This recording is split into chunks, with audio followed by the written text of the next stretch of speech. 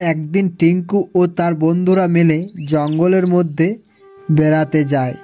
সেখানে গিয়ে তারা বল নিয়ে খেলতে থাকে। আর ওই দিকে একটি ভয়ানক সাপ যাচ্ছিল। সাপটি এসে টিঙ্কুকে কামড়ে দেয়, আর টিঙ্কু সেই বিষের জন্য সেখানে লুটিয়ে পড়ে। সেটা দেখে টিঙ্কুর বন্ধুরা খুব কান্নাকাটি করতে থাকে। আর ওই কান্না শুনে টুনি সেখানে চলে আসে। এসে টুনি তাদেরকে জিজ্ঞাসা করে।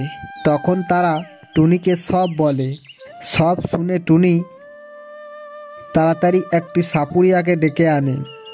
সাপুরিয়া এসে এসব দেখে বলে, এটা তো ইচ্ছাধারী নাগিনের ছোবল, একে বাঁচানো যাবে না। তখন টুনি বলে, সাপুরিয়া, তোমাকে আমার টিঙ্কুকে বাঁচাতেই হবে, যেভাবেই হোক।